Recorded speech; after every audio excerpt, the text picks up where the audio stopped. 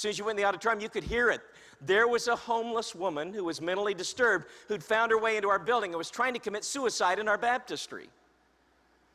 So I went running down there and realized a few were already ahead of me. Our children's minister, I could see her running through the women's changing room. Our youth minister was already in the men's changing room putting on the waders. God bless him, he was going to go, but he wasn't going to get that Old Navy t-shirt wet. So he's up there changing. So I went up. It's hard to tell from where you are, but I'm not a tall guy. I'm 5'8". So I went and I leaped up on the communion table. I jumped up on the baptistry, grabbing it, threw my leg over. She's underwater. I reached down and pulled her up. Just held her. By this time, every potential emergency person in Abilene has showed up. You call 911 in Abilene, Texas, and you get the police, the fire department, National Guard, anybody that's ever watched ER, everybody is there for the moment. And so all this stuff takes place. Finally, everybody leaves. It's just me and an old cop, about a head taller than me. We're walking out. He puts his arm around me, and he says, "You know, this wouldn't happen if y'all'd sprinkle."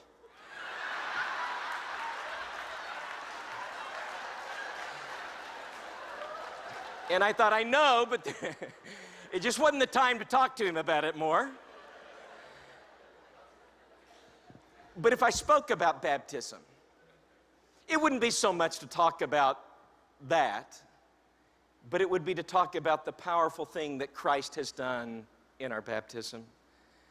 That we all now share a same story. No matter how diverse we are, we're the same family.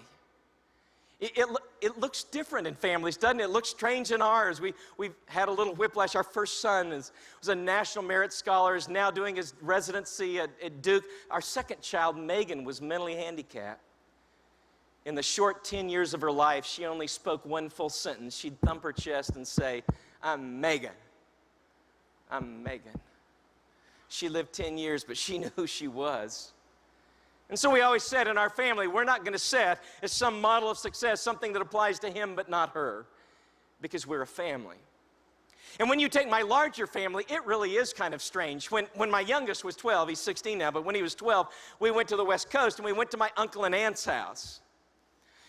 Now, we are the world when you're talking about my family. I have a niece and nephew that are Vietnamese. I have cousins that are Jamaican, Paraguayan. I have a Jewish uncle. And on top of that, I have this family that is Iranian.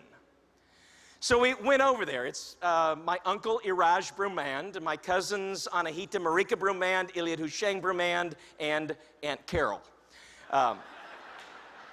So we went over there, and we ring the doorbell, the door opens, and I can hear Aunt Carol. Chris is listening because she's in there talking the speed of light. She's speaking Farsi into the phone. And then she hands it to my Uncle Iraj, and she comes over and calmly is speaking English. And Chris is just amazed. Anahita Marika, Iliad Husheng, they come in, he's surrounded. And on top of that, they've got this extended family that consider themselves part of our family. There was an African-American woman from Louisiana, Cajun one, French-speaking woman. On top of that, she was a Mormon. Because she's related to the same Iranian family, her grandson is a full descendant of Muhammad on both sides, which meant that this woman who was in there, I promise you, she has baptized Muhammad into the Mormon church. Who knew? Muhammad's a Mormon. But anyway, that's all in this family. And she's a hugger. She grabbed Chris and pulled him to herself, and she kissed his cheeks and twirled him around, and he threw him back out in the midst where Farsi's being sent up. We spent a couple hours there. We walked out, and that 12-year-old looked at me and said, "That's my family?" "Yes, son, it is. That is your family."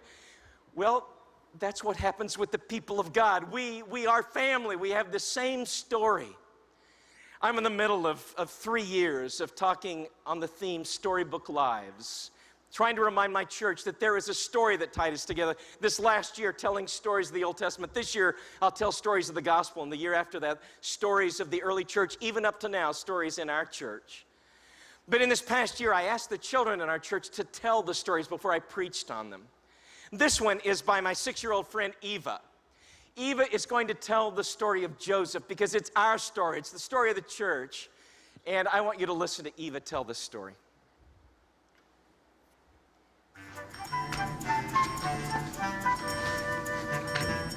Okay, my leg's caught. I am Eva, and I go at 6 years old. I go to the Christian schools, and I'm in first grade.